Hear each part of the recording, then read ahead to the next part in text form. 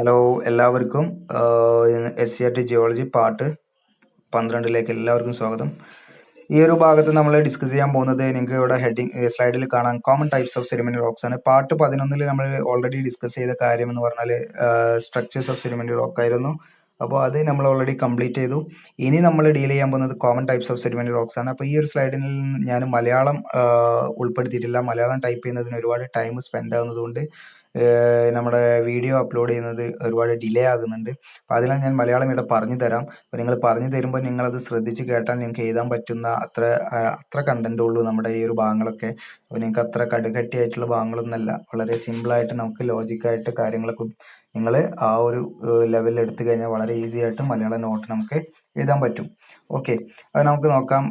നിങ്ങൾ first heading എഴുതി, main heading എഴുതി വെക്കാം, common types of sedimentary rocks. അതിന്റെ മലയാളം വേണമെങ്കിൽ നിങ്ങൾക്ക് മലയാളം ടെക്സ്റ്റ് ബുക്ക് ഈ ഒരു വർഷം ഉണ്ട്. ഈ വർഷമാണ് നിങ്ങൾക്ക് മലയാളം ടെക്സ്റ്റ് ബുക്ക് തന്നെ ഇറങ്ങിയിട്ടുള്ളത്. ഈ കഴിഞ്ഞ വർഷം വരെ നിങ്ങൾക്ക് മലയാളം ടെക്സ്റ്റ് ബുക്ക് ഒന്നും ഇല്ലായിരുന്നു. അപ്പോൾ ആ ടെക്സ്റ്റ് ബുക്ക് ഒക്കെ ആണെങ്കിൽ നിങ്ങൾക്ക് എന്ത് ചെയ്യാം, ഉപയോഗപ്പെടുത്താം. അപ്പോൾ നിങ്ങൾക്ക് ചില വാക്കുകളും കാര്യങ്ങളൊക്കെ വേണമെങ്കിൽ അതിലൊക്കെ നോക്കിയിട്ട് എഴുതാം. ഓക്കെ, അപ്പോൾ common types of sedimentary rocks എന്ന് എഴുതിയിട്ട് നിങ്ങൾ അതിന്റെ സബ് ഹെഡിങ് ആയിട്ട് അടുത്ത് എഴുതാം clastic sedimentary rocks. Okay, clastic sedimentary rocks എന്ന് പറഞ്ഞാൽ ക്ലാസ്റ്റിക് അവസാദ ശിലകൾ. അപ്പം ക്ലാസ്റ്റിക് എന്നൊക്കെ പറഞ്ഞാൽ ആ ടേം ഒക്കെ നമ്മൾ മുൻപ് പഠിച്ചതാണ്, ക്ലാസ്റ്റിക് സെഡിമെന്ററി റോക്സ് എങ്ങനെ ഉണ്ടാകുന്നത് ഒക്കെ. അപ്പൊ അതിനെക്കുറിച്ച് നിങ്ങൾക്ക് ഒരു ബോധം ഉണ്ടായാൽ, അതിനെക്കുറിച്ചുള്ള ആ ഒരു എന്താണ് കണക്ഷൻ ഉണ്ടായാൽ ഈ ഭാഗങ്ങളൊക്കെ നിങ്ങൾക്ക് കൂടുതലായിട്ട് പെട്ടെന്ന് എന്തായാലും ഞാൻ പറയുന്ന കാര്യങ്ങളൊക്കെ മനസ്സിലാവും, ടേംസും കാര്യങ്ങളൊക്കെ. അപ്പൊ നിങ്ങൾ ഓരോ സെക്ഷൻ കഴിയുമ്പോൾ അത് പഠിക്കുകയും കൂടി ചെയ്യുക, നോട്ട് ചെയ്ത് വെക്കുക മാത്രമല്ല അത് പഠിച്ച് ആ സമയം എന്ത് ചെയ്യുക, ഈ ഒരു അടുത്ത സെക്ഷൻ വീഡിയോ ഇടുന്ന സമയത്തേക്ക് അത് അപ്ഡേറ്റ് ആക്കി നിങ്ങൾക്ക് നിങ്ങളുടെ എല്ലാ കാര്യങ്ങളും ചെയ്തു വെക്കുക. Okay, then clastic sedimentary rocks sub heading ആക്കി എഴുതി വെക്കുക. അപ്പൊ നമ്മൾ എന്താ പറയാ, നമ്മുടെ ഈ സെഡിമെന്ററി റോക്സിലെ മിനറൽസിന്റെ കണ്ടന്റും അതുപോലെ തന്നെ അതിന്റെ ടെക്സ്ചറും അതിന്റെ ഒക്കെ അടിസ്ഥാനത്തിൽ നമ്മൾ ഏതാനും ചില റോക്കുകളെ നമ്മൾ പഠിക്കാൻ പോവാണ്. തിയററ്റിക്കൽ ആയിട്ട് നമ്മൾ അതിനെ പറയാൻ പോവാണ്.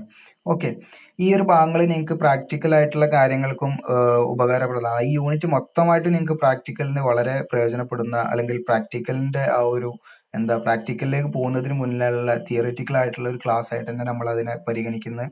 അപ്പോൾ അത് നന്നായിട്ട് ഈ ഭാഗങ്ങളൊക്കെ നന്നായിട്ട് ടേംസും കാര്യങ്ങളൊക്കെ നന്നായിട്ട് ഓർത്തു വെക്കുക. ഓക്കെ, ജസ്റ്റ് നോക്കാം നമുക്ക്. കോൺഗ്ലോമറേറ്റ് ആൻഡ് ബ്രഷ്യ ഒന്നാമതായിട്ട് നമ്മൾ ഡിസ്കസ് ചെയ്യാൻ പോകുന്നത്. കോൺഗ്ലോമറേറ്റ് ആൻഡ് ബ്രഷ്യ എന്ന് പറയുന്ന ഒരു ക്ലാസ്റ്റിക് സെഡിമെന്ററി റോക്സിനെ കുറിച്ചിട്ടാണ്. Okay, then rocks composed of coarse-grained fragments of pre-existing rocks held together by a matrix of sand, silt and clay-sized particles.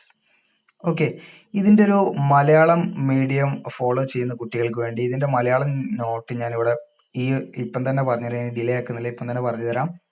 അതായത്, മുൻപുണ്ടായിരുന്ന ശിലകളുടെ വലിയ ശിലാഭാഗങ്ങൾ ചെറിയ സൈസിലുള്ള സാൻഡ്, സിൽട്ട്, ക്ലേ മുതലായ വസ്തുക്കൾ കൂട്ടിയോജിപ്പിച്ച് രൂപപ്പെടുത്തുന്ന ശിലകളാണ് കോൺഗ്ലോമറേറ്റും ബ്രഷിയും.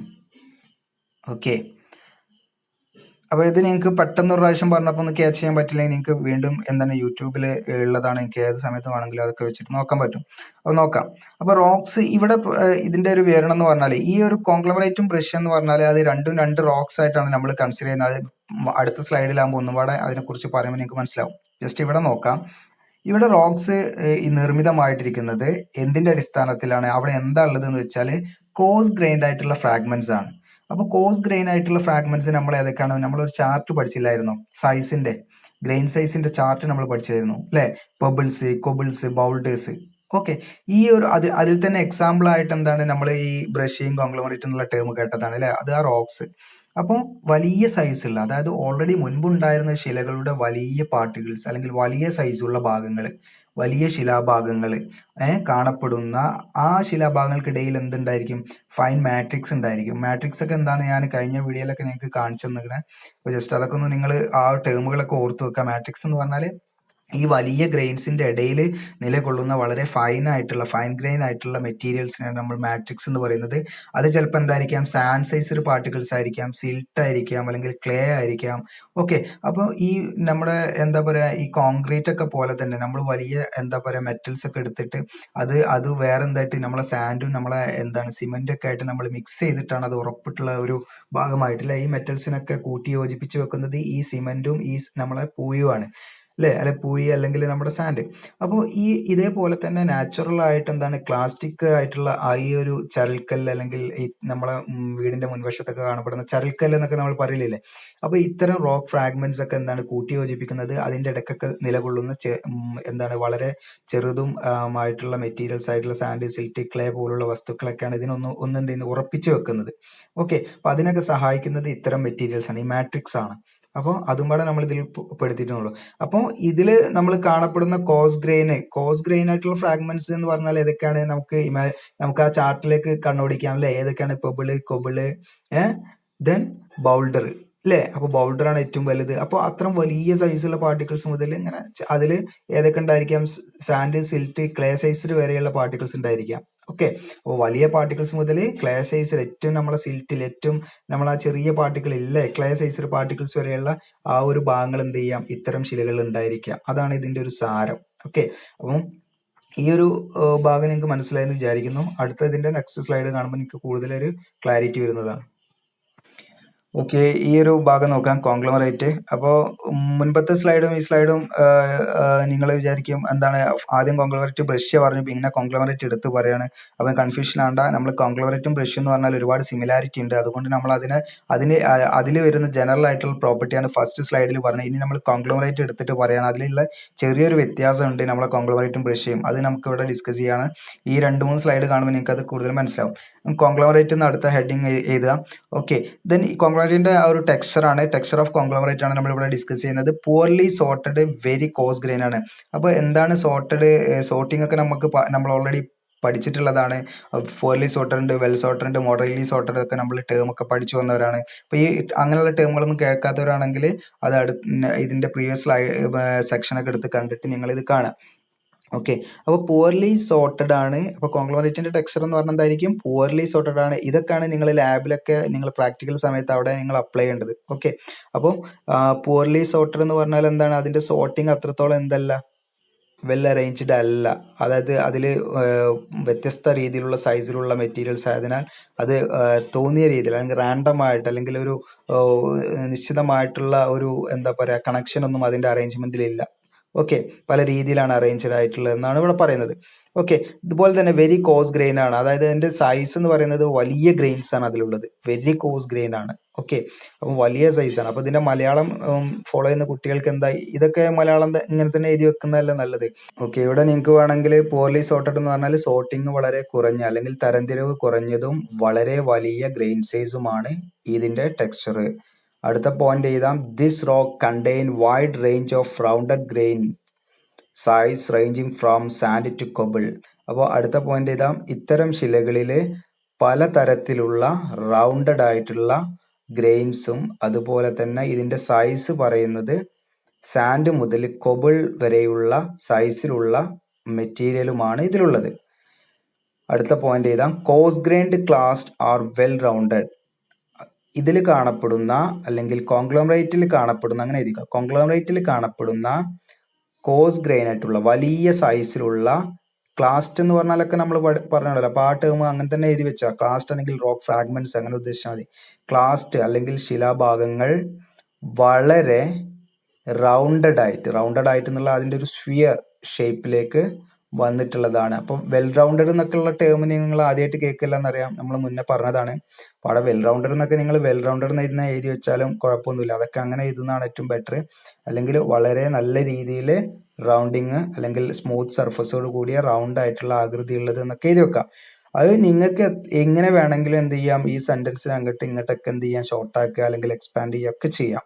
ഓക്കെ, അത് അങ്ങനെ നിങ്ങൾ എഴുതുമ്പോഴാണ് നിങ്ങളുടെ ആ ഒരു ലെക്ചർ നോട്ട് അല്ലെങ്കിൽ നിങ്ങളുടെ ആ ഒരു സ്റ്റഡി നോട്ട് അത്രത്തോളം നിങ്ങൾക്ക് എന്താ പറയാ നിങ്ങൾക്ക് യൂസ്ഫുൾ ആകുന്നത് അതിനനുസരിച്ചിട്ടായിരിക്കും. ഓക്കെ, അപ്പോൾ ഇവിടെ സിമ്പിൾ ആണ്, ഒന്നുമില്ല. നമ്മുടെ കോൺഗ്ലോമറേറ്റ് എന്ന് പറഞ്ഞാൽ അതിന്റെ പ്രത്യേകത നമ്മൾ എന്തായിരിക്കണം, ഇതൊക്കെ നമ്മുടെ ലാബിലൊക്കെ അപ്ലൈ ചെയ്യേണ്ട ഭാഗങ്ങളാണ്. കോൺഗ്ലോമറേറ്റിന്റെ ടെക്സ്ചർ ആണ് എന്ത്, നമ്മളെ പോർലി സോർട്ടഡ് ആണ്, ദെൻ എന്താണ് വെരി കോസ് ഗ്രെയിൻഡ് ആ ഒരു ഫോമാണ്, കോസ് ഗ്രെയിൻ ആണ്. ദെൻ രണ്ടാമതായിട്ട് നമുക്ക് പറയാനുള്ളത് വൈഡ് റേഞ്ച് ഓഫ് ഗ്രെയിൻസിൽ കാണപ്പെടുന്നുണ്ട്. അതിന്റെ സൈസ് പറയുന്നത് സാൻഡ് ടു കൊബിൾസ് ആണ്. ദെൻ ഈ ഇത്തരത്തിലുള്ള വെരി കോസ് ഗ്രെയിൻ ആയിട്ടുള്ള ആ ഒരു ഫ്രാഗ്മെന്റ്സ് അല്ലെങ്കിൽ ക്ലാസ്റ്റിന്റെ ആ ഒരു ഷേപ്പ് എന്ന് പറയുന്നത് എന്താണ്, വെൽ റൗണ്ടഡ് ആണ്. ഓക്കെ, ഇത്രയും കാര്യങ്ങളാണ് നമുക്കിതിൽ പറയാനുള്ളത്. ഓക്കെ, അടുത്തത് നമുക്ക് നോക്കാം ബ്രഷ്യയാണ്. അപ്പം ബ്രഷ്യയും കോൺഗ്ലോമറേറ്റും തമ്മിൽ ഒരുപാട് സിമിലാരിറ്റി ഉണ്ട്, ചെറിയൊരു ഡിഫറൻസ് ഉള്ളൂ. എന്താ നമുക്ക് നോക്കാം. It is similar to conglomerate except that it consist of angular grains. എന്താ അവിടെ പ്രത്യേകത? നമ്മുടെ കോൺഗ്ലോമറേറ്റിൽ നമ്മൾ എന്താ പറഞ്ഞത്, അതിന്റെ കോസ് ഗ്രെയിൻ ഒക്കെ എന്താണ്, റൗണ്ടഡ് ഷേപ്പ് ആണ്. ഓക്കെ, വെൽ റൗണ്ടഡ് ആണെന്ന് പറഞ്ഞു. ഓക്കെ, എന്നാൽ നമ്മുടെ ബ്രഷ്യയിലുള്ള ഫ്രാഗ്മെന്റ്സ് ഈ പിക്ചറിലുള്ള പോലെ നിങ്ങൾക്ക് ആ രണ്ട് പിക്ചറും തന്നെ കമ്പയർ ചെയ്താൽ നിങ്ങൾക്ക് മനസ്സിലാക്കാൻ പറ്റും.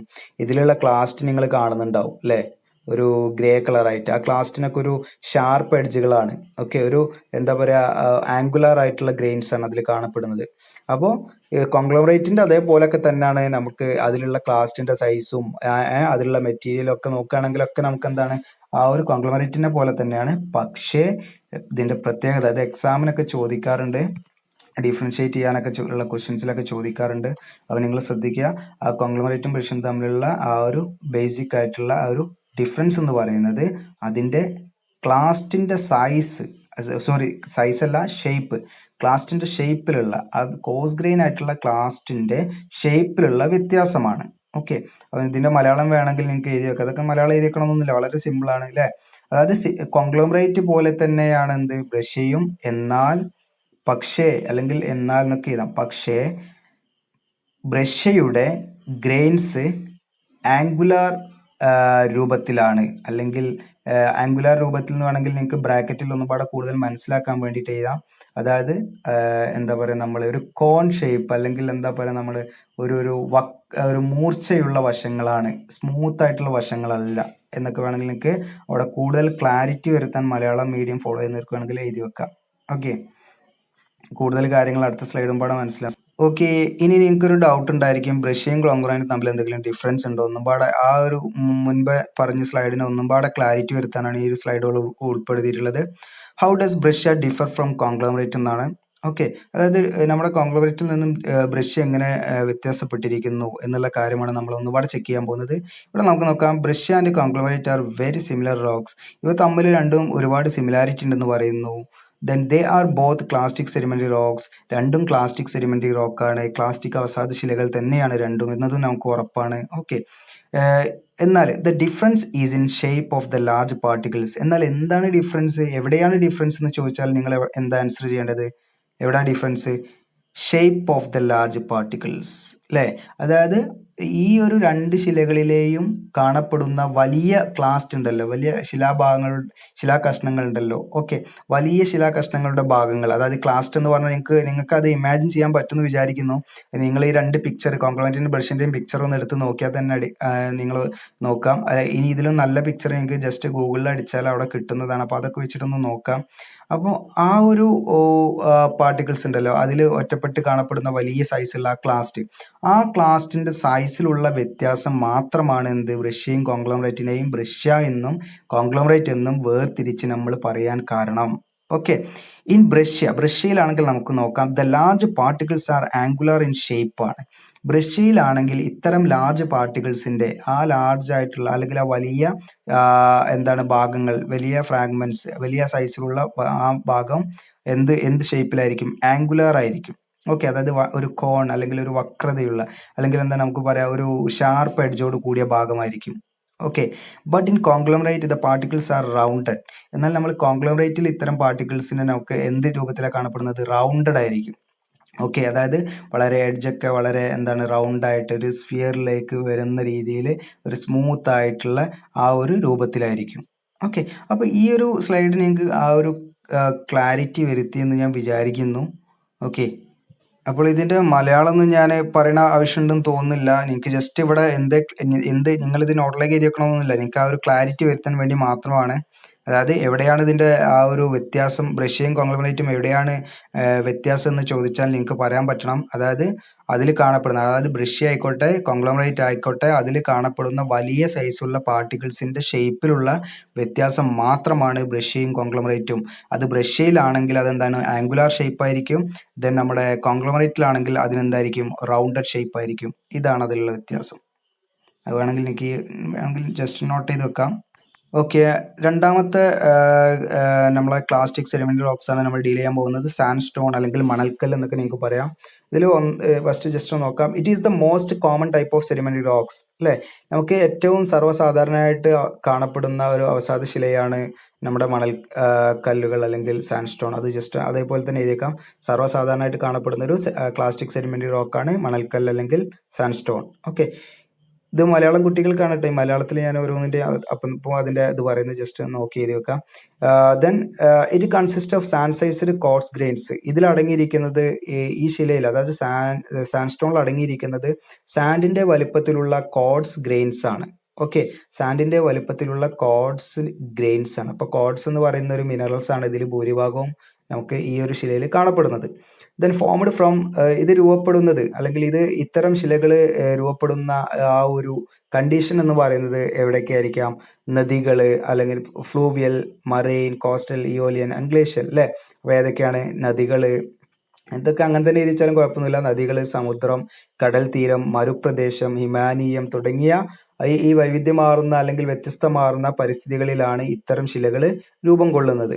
ഇങ്ങനെ എഴുതി വെക്കാം. ഓക്കെ, അപ്പോൾ ഈ നമ്മുടെ സാൻഡ് സ്റ്റോൺ എന്ന് പറയുന്നത് ജസ്റ്റ് ഇത്രയും കാര്യങ്ങളുള്ളൂ. ഒന്നെന്താണ്, ഇപ്പോൾ ഇതിൻ്റെ കുറച്ച് മറ്റ് പ്രോപ്പർട്ടീസ് ഒക്കെ വേണമെങ്കിൽ നമുക്ക് പ്രാക്ടിക്കലിൻ്റെ സമയത്ത് നമുക്ക് പറയാം. വെൽ സോർട്ടഡ് ആണ്. അതായത് നമുക്ക് ഇതിൻ്റെ സോർട്ടിങ്, അതായത് ഇതിലെ ഈ ഗ്രെയിൻ സൈസ് ഒക്കെ എന്ന് പറഞ്ഞാൽ ഒരു യൂണിഫോമിറ്റി ഉണ്ട്. ഓക്കെ, അതുകൊണ്ട് അതൊരു വെൽ സോർട്ടഡ് ആണ്. ഓക്കെ, ദെൻ ഇതിൻ്റെ നമുക്ക് സൈസ് ഒക്കെ ഒരേപോലെയാണ്. ഇക്യു ഗ്രാനുലാർ എന്നൊക്കെ വേണമെങ്കിൽ നമുക്ക് അപ്ലൈ ചെയ്യാം. ഓക്കെ, അങ്ങനെയുള്ള കുറച്ച് കാര്യങ്ങളൊക്കെ നമുക്കിതിൽ അപ്ലൈ ചെയ്യാം. ഓക്കെ, അടുത്തതായിട്ട് നമ്മൾ ഡീൽ ചെയ്യാൻ പോകുന്നത് മൂന്നാമത്തെ റോക്കാണ് ഷെയ്ല്. മൂന്നാമത്തെ ക്ലാസ്റ്റിക് സെഡിമെന്ററി റോക്കാണ് ഷെയ്ല്. ഓക്കെ, ഷെയ്ല് നമുക്ക് നോക്കാം. It is fine grained moderately to well sorted. Okay, ഇവിടെ നമുക്കറിയാം വളരെ സൂക്ഷ്മമായിട്ടുള്ള, ഓക്കെ, വളരെ ചെറിയ ഗ്രെയിൻ സൈസും ഇത് മലയാളം എഴുതാം, വളരെ ചെറിയ ഗ്രെയിൻ സൈസോട് കൂടിയതും എന്നാൽ വളരെ നല്ല രീതിയിൽ തരംതിരിവ് നടന്നതുമായിട്ടുള്ള ശിലയാണ് ഷെയ്ല്. ഓക്കെ, അപ്പോൾ ഇതിൽ ഫൈൻ ഗ്രൈൻഡ് എന്ന് പറയുമ്പോൾ തന്നെ നമുക്ക് അതിൽ നമ്മൾ ഈ ചാർട്ട് ഏറ്റവും ഫൈൻ ആയിട്ടുള്ള മെറ്റീരിയൽസ് ഏതൊക്കെയാണ്? നമ്മളെ ക്ലേയും സിൽട്ടും ആണ്. അപ്പോൾ ആ ക്ലേയും സിൽട്ടും അതിൽ ഞാൻ ഉൾപ്പെടുത്തിയിട്ടില്ല എന്നുള്ളൂ. ഇതിലെ ഫൈൻ ഗ്രൈൻഡ് എന്നുള്ളത് ബ്രാക്കറ്റിൽ നിങ്ങൾക്ക് വേണം എഴുതി വെക്കാം. എന്താണ്? ക്ലേ സിൽട്ടാണ് ഇതിൽ പ്രധാനമായിട്ടും കാണപ്പെടുന്നത്. ക്ലേ സൈസർ പാർട്ടിക്കിൾസ് സിൽട്ടും ആണ് ഇതിൽ പ്രധാനമായിട്ടും കാണപ്പെടുന്നത്. Okay, it often contain fine lamination which help impart fissility to the rock. ഇതിൽ നമുക്ക് മിക്കപ്പോഴും നമുക്ക് എന്താണ് വളരെ ചെറിയൊരു ലെയർ കാണാൻ പറ്റും, തിന്നസ്റ്റ് ആയിട്ടുള്ള ലെയർ കാണാൻ പറ്റും. അതായത് ചില ഷെയിലുകളിലൊക്കെ തിന്നസ്റ്റ് ആയിട്ടുള്ള ലെയർ ഉണ്ട്. ആ ലെയർ എന്ന് പറയുന്നത് അതിൻ്റെ ഒരു പ്രോപ്പർട്ടിയാണ്. ഫെസിലിറ്റി എന്ന് പറയുന്ന ഒരു പ്രോപ്പർട്ടിയാണ്. ഈ ഫെസിലിറ്റി എന്ന് പറയുന്നത് എന്താണ്? അതായത് ഇത്തരം ഈ ഒരു ലാമിനേഷൻ, നമ്മൾ ഈ ലാമിനേഷൻ എന്ന് പറയുന്നത് ഏറ്റവും തിന്നസ്റ്റ് ലെയർ ആണ്. അപ്പോൾ ആ തിന്നസ്റ്റ് ആയിട്ടുള്ള ആ ലെയർ കാരണം ഈ ഒരു എന്താ പറയുക, ഷെയിലിന് സ്പ്ലിറ്റ് ആകാനുള്ള, അതായത് ഈസി ആയിട്ട് അതിനെ ബ്രേക്ക് ആക്കാനുള്ള ഒരു കഴിവ് അതിനുണ്ട്, അല്ലെങ്കിൽ ഈസി ആയിട്ട് അതിന് എളുപ്പം പൊട്ടിപ്പോകാനുള്ള ഒരു കഴിവ് അതിനുണ്ട്. ഓക്കെ, ആ കഴിവാണ് നമ്മുടെ ഫെസിലിറ്റി എന്ന് പറയുന്നത്. ഓക്കെ, അപ്പം വേണമെങ്കിൽ മലയാളത്തിൽ എഴുതാം. ഷെയിലുകൾക്ക് മിക്കപ്പോഴും ലാമിനേഷൻ കാണിക്കുന്നവയാണ്. ഓക്കെ, ഷെയിലുകൾ മിക്കപ്പോഴും ലാമിനേഷൻ കാണിക്കുന്നു. ഈ ലാമിനേഷൻ അറിയപ്പെടുന്നത് ഫെസിലിറ്റി എന്നാണ്. ഈ ലാമിനേഷൻ അറിയപ്പെടുന്നത് ഫെസിലിറ്റി എന്നാണ്. ഓക്കെ, അപ്പോൾ അടുത്ത സെക്ഷൻ നോക്കാം. ഫെസിലിറ്റി എന്താണ്? Fissility, the term used to describe layered lamination that tends to break into thin flat fragments. Okay, അതായത് നിങ്ങൾക്ക് ഒരു പിക്ചറിൽ കാണാം, ഓരോ ലെയർ ബൈ ലെയർ ആയിട്ടുള്ളൊരു റോക്കാണ് നമ്മുടെ ഷെയിൽ എന്ന് പറയുന്നത്. പാളികൾ കാണാം, പല നിറത്തിലുള്ള പാളികൾ നിങ്ങൾക്ക് കാണാം. ഇവിടെ ഈ ലെഫ്റ്റ് സൈഡ് നിങ്ങൾക്ക് ഒരുപാട് പൊട്ടിപ്പൊടിഞ്ഞ് കിടക്കുന്നത് കാണാം. അപ്പോൾ ഇങ്ങനെ ഈസി ആയിട്ട് അതിനെ ഒരു തിൻ ഷീറ്റുകളായിട്ട് പൊട്ടിപ്പൊടിഞ്ഞു പോകാനുള്ള ആ ഒരു പ്രവണത, അതിൻ്റെ ഒരു പ്രോപ്പർട്ടി, അതിൻ്റെ ഒരു സ്പെഷ്യൽ പ്രോപ്പർട്ടി തന്നെയാണ് നമ്മുടെ ഈ ഫെസിലിറ്റി എന്ന് പറയുന്നത്. ഓക്കെ, അപ്പോൾ ജസ്റ്റ് മലയാളം എഴുതാം. ഫെസിലിറ്റി എന്ന് പറയുന്നത് എളുപ്പത്തിൽ പൊട്ടിപ്പോകാൻ ശിലകൾക്ക് എളുപ്പത്തിൽ പൊട്ടിപ്പോകാനുള്ള ആ ഒരു എന്താ പറയുക ടെൻഡൻസി, ആ ഒരു സ്വഭാവത്തെയാണ് ഫെസിലിറ്റി എന്ന് പറയുന്നത്. ഓക്കെ, അപ്പോൾ ഫ്ലാറ്റ് ആയിട്ടുള്ള ആ ഒരു എന്താ പറയുക, ആ ഒരു തിൻ ഫ്ലാറ്റ് ആയിട്ടുള്ള ഫ്രാഗ്മെന്റ്സ് ആയിട്ട് എളുപ്പത്തിൽ പൊട്ടിപ്പോകാനുള്ള അതിൻ്റെ ആ ഒരു സ്വഭാവത്തിനെയാണ് നമ്മൾ ഫെസിലിറ്റി എന്ന് പറയുന്നത്. ഓക്കെ, അപ്പോൾ ഈ ഒരു ഭാഗം മനസ്സിലായിട്ടുണ്ടായിരിക്കുന്നു. ഇതൊക്കെ നിങ്ങൾക്ക് ഇത്രേ നമുക്ക് എക്സ്പ്ലെയിൻ ചെയ്യാനുള്ളൂ, ഇതിൽ കൂടുതലായിട്ടൊന്നും പറയാനില്ല. അതായത് ഷെയിൽ എന്ന് പറയുമ്പോൾ നമ്മൾ ഓർക്കേണ്ടത് അത് ഏറ്റവും എന്താണ് സ്മോൾ സൈസ് ആയിട്ടുള്ള പാർട്ടിക്കിൾസ് ആണ്. സ്മോൾ സൈസ് എന്ന് പറയുമ്പോൾ നമ്മൾ ആ ചാർട്ടിലേക്ക് പോകണം. അതായത് ക്ലേ സൈസ്ഡ് അല്ലെങ്കിൽ സിൽട്ട് സൈസ്ഡ് പാർട്ടിക്കിൾസ് ആണ് ഇതിലുള്ളത്. ദെൻ ഇതിന്റെ കൂടെ എന്താണ്, ഇത് വെൽ സോർട്ടഡ് ആണ്, അതായത് ഒരേ സൈസുള്ള റൗണ്ടഡ് ആയിട്ടുള്ള ഗ്രെയിൻസ് ആണ്. ഇപ്പോൾ നല്ല സോർട്ടിങ് അറേഞ്ച്മെന്റ് ആണ് ഇവിടെ നടന്നിട്ടുള്ളത്. അതുപോലെ തന്നെ എന്താണ്, നമുക്കിതിൽ ചില സമയത്ത് ലാമിനേഷൻ കാണാം. ലാമിനേഷൻ എന്തിനു ഹെൽപ്പ് ചെയ്യുന്നു, ഫെസിലിറ്റി എന്ന് പറയുന്ന പ്രോപ്പർട്ടിയെ ഹെൽപ്പ് ചെയ്യുന്നു. അതായത് ഫെസിലിറ്റി എന്ന് പറയുന്ന പ്രോപ്പർട്ടിയുടെ പ്രത്യേകത പറഞ്ഞാൽ എന്താണ്, ചെറിയ ചെറിയ തിൻ ആയിട്ടുള്ള ഫ്ലാറ്റ് ആയിട്ടുള്ള ഷീറ്റ് പോലെ അല്ലെങ്കിൽ ഫ്രാഗ്മെന്റ്സ് ആയിട്ട് അത് ബ്രേക്ക് ചെയ്യാനുള്ള അതിന്റെ കഴിവ് അവിടെ സാധ്യമാക്കുന്നു. അപ്പോൾ ഇത്രയും കാര്യങ്ങളാണ് നമുക്ക് ഷെയിൽ പറയാം. ഓക്കെ, അടുത്ത ഹെഡിങ് നിങ്ങൾ എഴുതി വെക്കേണ്ടത് നോൺ ക്ലാസ്റ്റിക് സെഡിമെന്ററി റോക്സ് ആണ്. ഇനി നമ്മൾ ഡീൽ ചെയ്യാൻ പോകുന്നത് നോൺ ക്ലാസ്റ്റിക് സെഡിമെന്ററി റോക്സിന് കുറച്ച് എക്സാമ്പിൾസ് ആണ്. അതിൽ ഒന്നാമതായിട്ട് നമ്മൾ ഡീൽ ചെയ്യാൻ പോകുന്നത് ലൈംസ്റ്റോൺ ആണ്. ഒന്നാമത്തെ റോക്കാണ് ലൈംസ്റ്റോൺ എന്ന് പറയുന്നത്. നമുക്ക് നോക്കാം. നോൺ ക്ലാസ്റ്റിക് എന്ന് പറയുന്ന ടേം ഒക്കെ നിങ്ങൾ ആദ്യമായിട്ട് കേൾക്കല്ലോ. നമ്മൾ പ്രീവിയസ് ക്ലാസ്സിലൊക്കെ ഡിസ്കസ് ചെയ്താണ് അതിന്റെ ഓരോ ഭാഗങ്ങളും നമ്മൾ എങ്ങനെയാണ് അത് ഉണ്ടാകുന്നത് എന്നൊക്കെ പറഞ്ഞതാണ്. അപ്പോൾ അതൊക്കെ കേൾക്കാത്തതുണ്ട്, അതൊക്കെ പോയിട്ട് കേട്ടിട്ട് വരണേ. ദെൻ ലൈംസ്റ്റോൺ ആണ് ഒന്നാമത് നമ്മൾ ഡിസ്കസ് ചെയ്യാൻ പോകുന്നത്. ലൈംസ്റ്റോൺ നോക്കാം. It consist almost entirely of A mineral calcite. അപ്പോൾ ലൈംസ്റ്റോണിലുള്ള പ്രധാനമായിട്ടുള്ള മിനറൽ, ലൈംസ്റ്റോൺ എന്ന് പറയുന്ന റോക്കാണ്. ആ റോക്കിലുള്ള പ്രധാനമായിട്ടുള്ള ഒരു ധാതുവാണ് എന്ത്, കാൽസൈറ്റ് എന്ന് പറയുന്നത്. അപ്പൊ മലയാളം എഴുതാം, ലൈംസ്റ്റോണിൽ അടങ്ങിയിരിക്കുന്ന പ്രധാനപ്പെട്ട ഒരു ധാതുവാണ് എന്ത്, calcite. It can form by either inorganic or biochemical process. ഈ ഒരു ലൈംസ്റ്റോൺ എന്ന് പറയുന്നത് രണ്ട് രീതിയിലും രൂപപ്പെടുന്നുണ്ട്.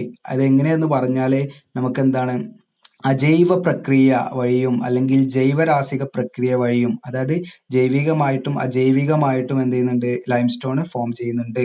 ഓക്കെ, അപ്പോൾ ലൈംസ്റ്റോൺ എങ്ങനെ ഫോം ചെയ്യുന്നുണ്ട്, അജൈവ പ്രക്രിയയിലൂടെയും ജൈവരാസിക പ്രക്രിയയിലൂടെയും എന്ത് ചെയ്യുന്നുണ്ട്, ലൈംസ്റ്റോൺ രൂപപ്പെടുന്നുണ്ട്.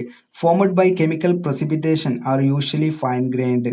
ഓക്കെ, സാധാരണഗതിയിൽ നമ്മളെ കെമിക്കൽ പ്രസിപ്പിറ്റേഷനിലൂടെ, അതായത് അജൈവമായിട്ടുള്ള പ്രോസസ്സിലൂടെ, ഇനോർഗാനിക് ആയിട്ടുള്ള പ്രോസസ്സിലൂടെ കെമിക്കലായിട്ട് രൂപപ്പെടുന്ന ആ ഒരു ലൈംസ്റ്റോണിന്റെ പ്രത്യേകത എന്ന് പറഞ്ഞാൽ സാധാരണഗതിയിൽ ഫൈൻ ഗ്രെയിൻ ആയിരിക്കും.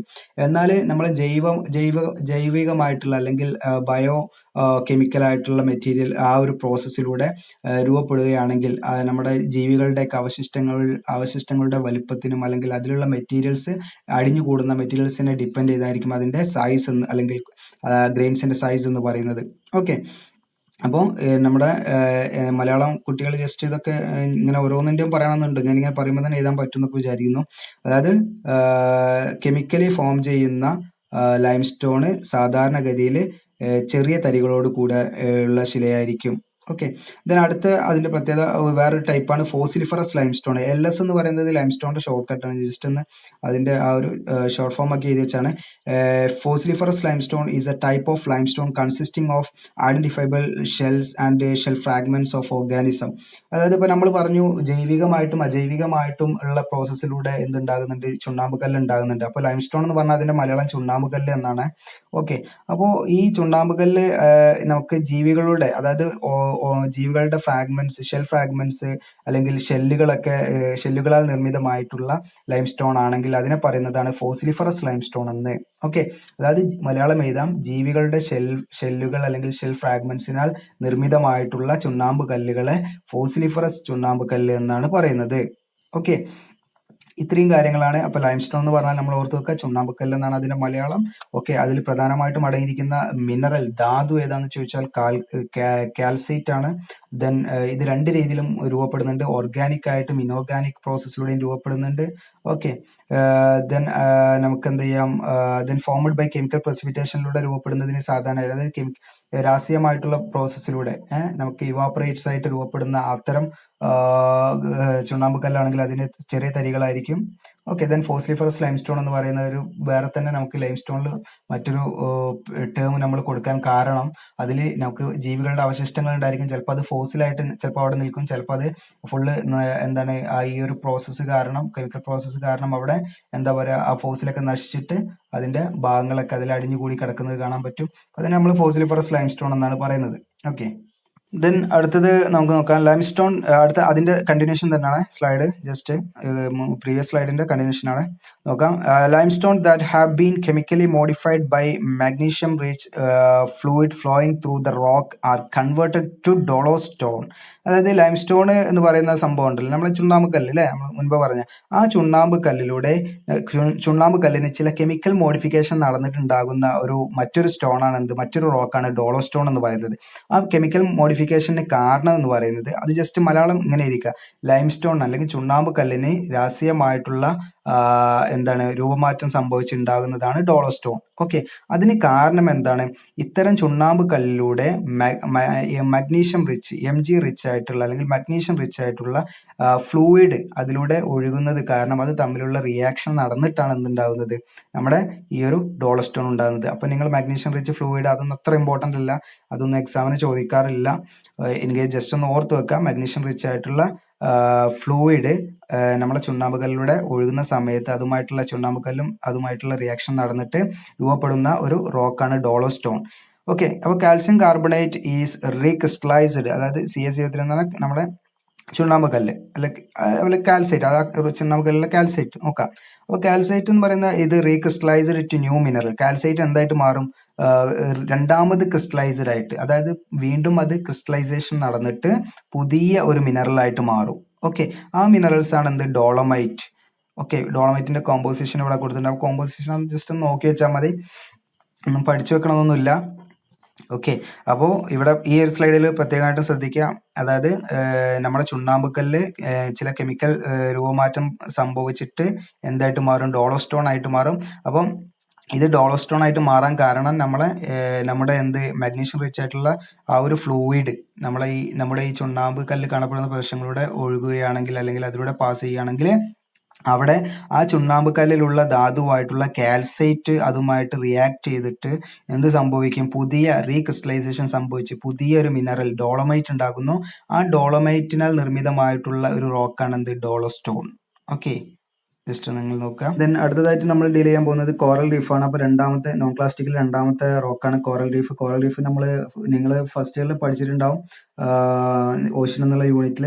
അപ്പോൾ കോറൽ റീഫ് എന്ന് പറഞ്ഞാൽ നിങ്ങൾക്കറിയാം, അതിന് ഒരു മുൻധാരണ നിങ്ങൾക്ക് ഉണ്ടായിരിക്കണം, അതിനെ കുറിച്ചിട്ടുള്ളൊരു ധാരണ നിങ്ങൾക്ക് ഉണ്ടായിരിക്കണം എന്നാണ് വിചാരിക്കുന്നത്.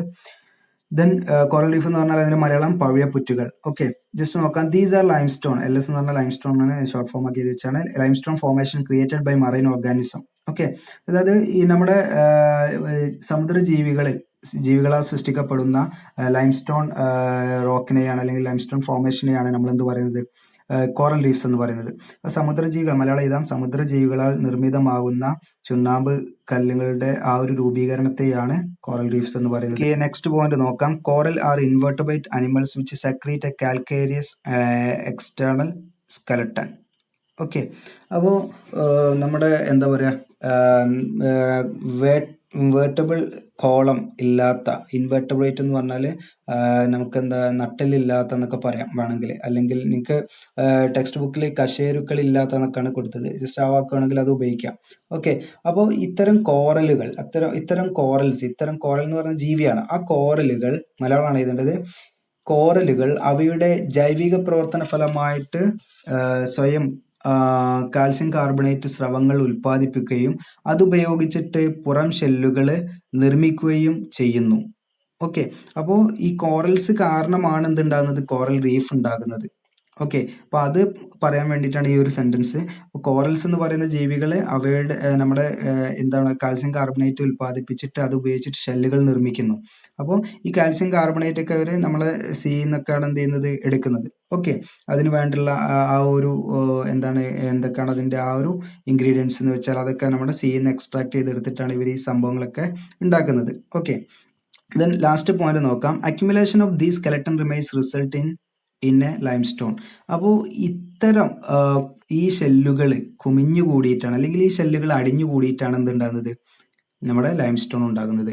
ഓക്കെ, അപ്പോൾ ഇങ്ങനെ നിർമ്മിക്കപ്പെടുന്ന, മലയാളം എഴുതാം, ഇങ്ങനെ നിർമ്മിക്കപ്പെടുന്ന ഷെല്ലുകൾ അടിഞ്ഞു കൂടിയിട്ടാണ് ലൈംസ്റ്റോൺ രൂപീകരിക്കുന്നത്.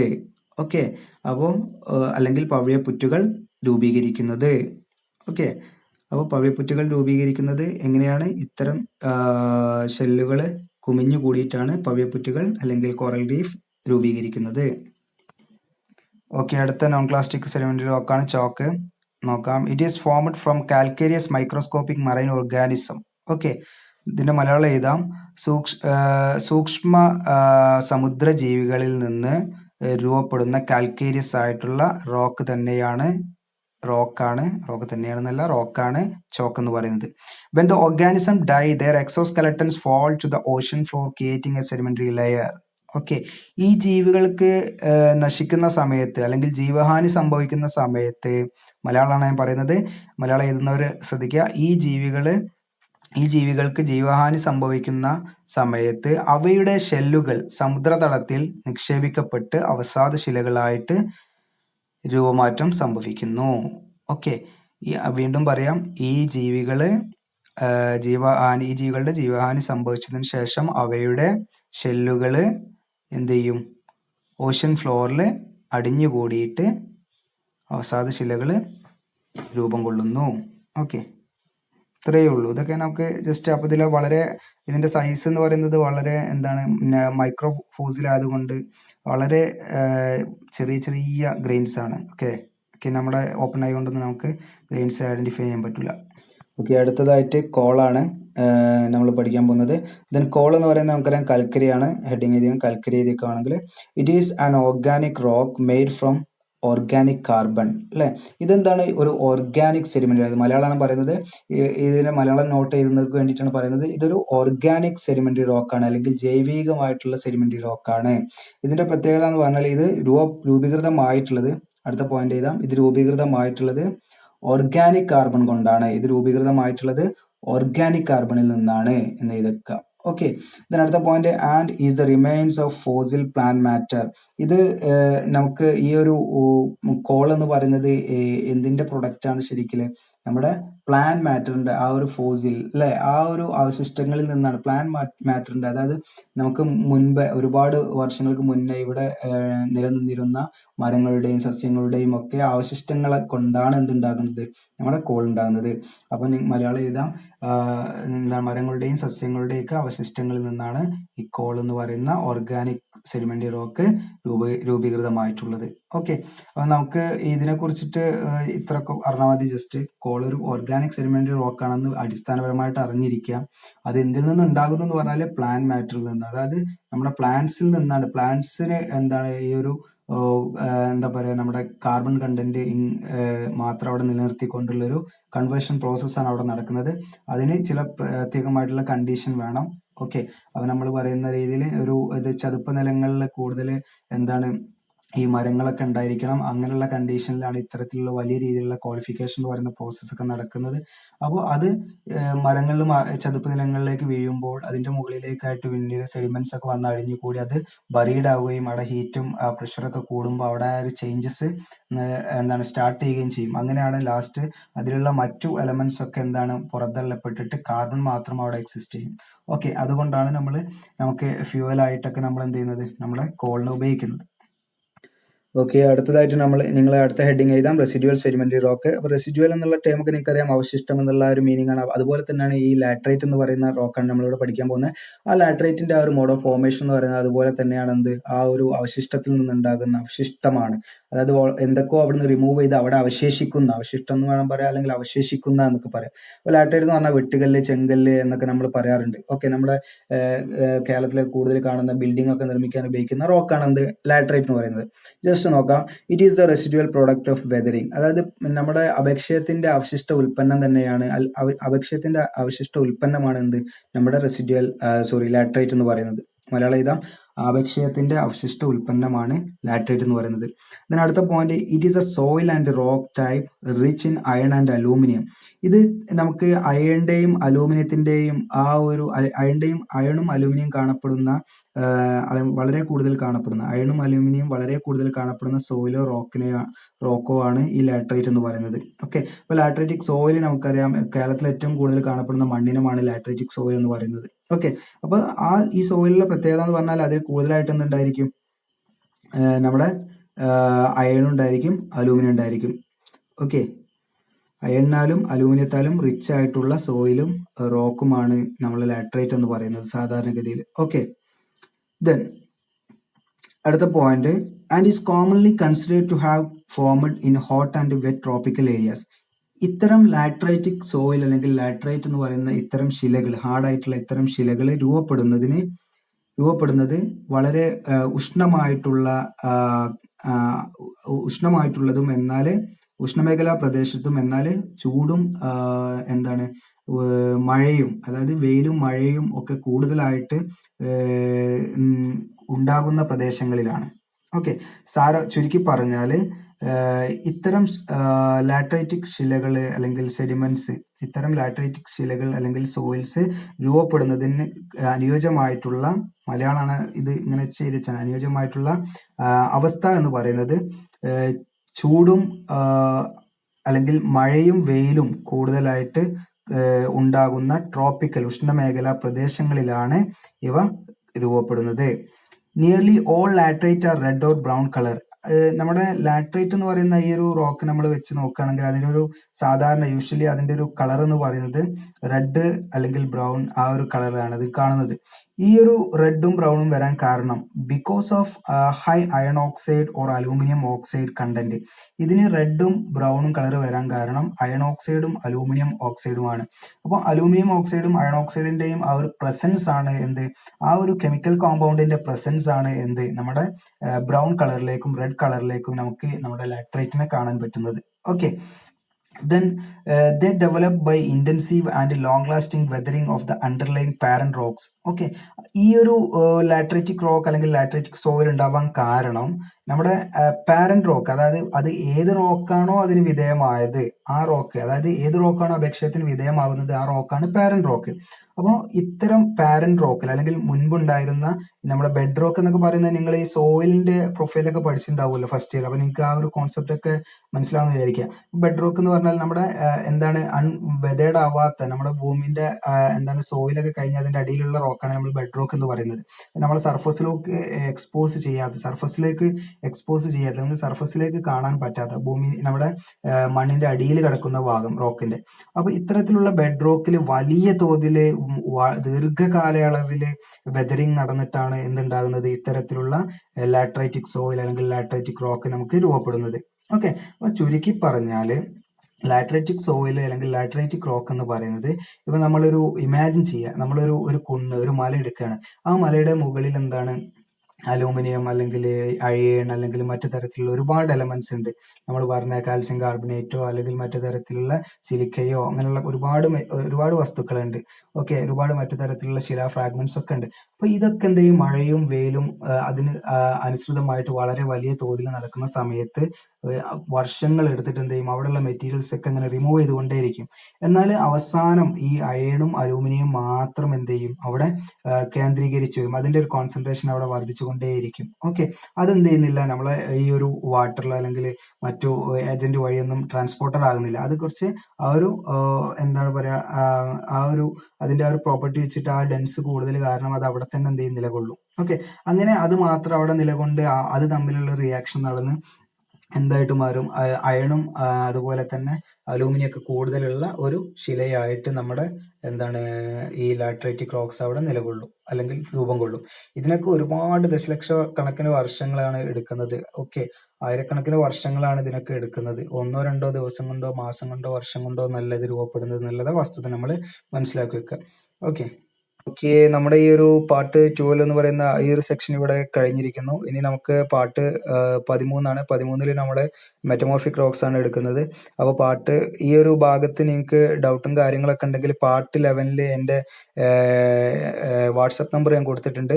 അതിൽ നിങ്ങൾക്ക് കോൺടാക്ട് ചെയ്യാൻ, നിങ്ങൾക്ക് എന്ത് ഡൗട്ട് ഉണ്ടെങ്കിലും നിങ്ങൾക്ക് ചോദിക്കാവുന്നതാണ്. അതിനൊന്നും യാതൊരു മടിയും വേണ്ട, നിങ്ങൾക്ക് ചോദിക്കാവുന്നതാണ്. കാരണം ഞാൻ സംസാരിക്കുന്നത് ഒരു ലൈവ് ക്ലാസ് ഒന്നുമല്ല, ഒരു റെക്കോർഡിംഗ് ക്ലാസ് ആണ്. അപ്പോൾ എൻ്റെ ലോക്കലായിട്ടുള്ള ഒരുപാട് ഓരോ ഭാഗങ്ങളൊക്കെ കയറി വരും ഞാൻ പറയുന്നതിലൊക്കെ. അപ്പോൾ നിങ്ങൾക്ക് അത് ഒരു അരോചകമായിട്ട് ചിലപ്പോൾ തോന്നാം. അപ്പോൾ എന്തെങ്കിലും അതിൽ നിന്ന് നിങ്ങൾക്ക് വാക്കുകളൊന്നും മനസ്സിലാകാത്ത, അതായത് പല ഭാഗങ്ങളിൽ നിന്നും നമ്മുടെ കാണുന്ന കുട്ടികളുണ്ടെന്ന് അറിയാം. അതുകൊണ്ട് മനസ്സിലാകാത്ത വാക്കുകൾ ടേമുകളൊക്കെ ഉണ്ടെങ്കിൽ നിങ്ങൾക്ക് എന്ത് ഭാഗങ്ങളുണ്ടെങ്കിലും നിങ്ങൾക്ക് ആ വാട്സാപ്പ് നമ്പർ ഉപയോഗിച്ച് നിങ്ങൾക്ക് അത് അതിലൊരു ക്ലാരിറ്റി വരുത്താവുന്നതാണ്. ഓക്കെ. ദെൻ നിങ്ങളുടെ വിലയേറിയ കമൻറ്റും കാര്യങ്ങളൊക്കെ നിങ്ങൾ എപ്പോഴും നിങ്ങൾ കമൻറ്റ് ബോക്സിൽ കമൻ്റായിട്ട് ഇടുക. ദെൻ ലൈക്ക് ചെയ്യുക. അതുപോലെ തന്നെ നിങ്ങൾക്ക് എന്തെങ്കിലും അഭിപ്രായ വ്യത്യാസം ഉണ്ടെങ്കിൽ അതൊക്കെ സജഷനായിട്ട് നൽകുക. പിന്നെ കുറച്ച് കുട്ടികൾ ഒരു സജഷനായിട്ട് കമൻ്റ് അയച്ചിരുന്നു. അതായത് നമ്മുടെ ടെക്സ്റ്റ് ബുക്കിലുള്ള നോ യുവർ പ്രോഗ്രസ് എന്ന് പറയുന്ന ഒരു മഞ്ഞ കോളത്തിൽ കൊടുത്ത ക്വസ്റ്റ്യൻസ് ഞാൻ പറഞ്ഞു തരണം എന്ന് പറഞ്ഞിട്ട്, അതായത് യൂട്യൂബിൽ ഇടണം എന്ന് പറഞ്ഞിട്ടായിരുന്നു. പക്ഷെ അത് നിങ്ങൾ ഓരോ പോർഷനും കംപ്ലീറ്റ് ചെയ്യുമ്പം ആ പോർഷനിൽ ചോദിച്ചിട്ടുള്ള എന്താ പറയുക, നമ്മളതിൽ പഠിച്ചിട്ടുള്ള കാര്യങ്ങൾ തന്നെയാണ് അതിൽ ചോദിച്ചിട്ടുള്ളത്. അപ്പോൾ നിങ്ങൾ സ്വന്തമായിട്ട് അത് ഫൈൻഡ് ഔട്ട് ചെയ്യുന്ന സമയത്താണ് നിങ്ങൾക്ക് കൂടുതൽ ഒരു എന്താ പറയുക, പഠനം എന്ന് പറയുന്ന ഒരു പ്രോസസ്സ് അവിടെ നടക്കുന്നത്. മറ്റേത് ഒരു സ്പൂൺ ഫീഡിങ് പോലെ ആയിരിക്കും. അപ്പോൾ നിങ്ങൾ സ്വന്തമായിട്ട്, ഇപ്പോൾ ഓൾറെഡി നമ്മൾ ലോക്ക്ഡൗണും കാര്യങ്ങളൊക്കെയാണ്, അപ്പോൾ നിങ്ങൾ സ്വന്തമായിട്ടൊന്ന് അത് കാര്യങ്ങളൊക്കെ ഒന്ന് വർക്ക് ചെയ്യാൻ ശ്രമിക്കുക. ഓക്കെ, നോട്ടൊക്കെ കറക്റ്റായിട്ട് ഞാൻ തരുന്നുണ്ട്. മലയാളത്തിൻ്റെതായിട്ടുള്ള പ്രശ്നങ്ങളുള്ളൂ. മലയാളം ടെക്സ്റ്റ് ബുക്ക് ഇപ്പം നമുക്ക് അവൈലബിൾ ആണ്. അപ്പോൾ അതൊക്കെ വെച്ചിട്ട് നിങ്ങൾ കറക്റ്റ് ചെയ്തിട്ട് ഒരു നിങ്ങളുടേതായിട്ടുള്ള സിമ്പിൾ നോട്ട് ഉണ്ടാക്കുക. അപ്പോൾ ക്ലാസ് നിങ്ങളിത് സ്കിപ്പ് ചെയ്യാതെ നിങ്ങൾ കേൾക്കണം. അതാണ് ഏറ്റവും ഉത്തമം. അല്ല നിങ്ങൾ അവിടെയും ഇവിടെയും കേൾക്കുമ്പോൾ എനിക്കൊന്നും മനസ്സിലാവില്ല. കാരണം ഞാൻ അതും ഇതും ബന്ധിപ്പിച്ച് ഇങ്ങനെ പറയുന്ന സമയത്ത് നിങ്ങൾക്ക് അതും ഇതൊക്കെ വിട്ടുപോയാൽ ഒന്നും മനസ്സിലാവില്ല. അപ്പോൾ എന്ത് സജഷൻ ഉണ്ടെങ്കിലും കമൻറ്റ് ബോക്സിൽ ചെയ്യുക. എന്ത് ഡൗട്ട് ഉണ്ടെങ്കിലും വാട്സപ്പ് നമ്പർ 11ാമത്തെ പാർട്ടിലുണ്ട്. നിങ്ങൾക്ക് അത് ലാസ്റ്റിൽ കാണാൻ പറ്റും. ഇതേമാതിരിയുള്ള ഒരു സ്ലൈഡ് വരും. എൻ്റെ ഫോട്ടോ ഉള്ള ആ സ്ലൈഡിൻ്റെ അവിടെ ഞാൻ വാട്സപ്പ് നമ്പർ കൊടുത്തിട്ടുണ്ട്. അത് നോക്കിയിട്ട് നിങ്ങൾക്ക് അതിൽ എന്തെങ്കിലും ഡൗട്ടൊക്കെ ഉണ്ടെങ്കിൽ ക്ലാരിറ്റി വരുത്താവുന്നതാണ്. അപ്പോൾ ഒരുപാട് എഫേർട്ട് എടുക്കുന്നുണ്ട് ഇങ്ങനെ ഈ ഒരു റെക്കോർഡിങ്ങിനും കാര്യങ്ങൾക്കും. അപ്പോൾ നിങ്ങളെ അതിനനുസരിച്ച് അത് പ്രയോജനപ്പെടുത്തുമെന്ന് വിചാരിക്കുന്നു. Okay, thank you.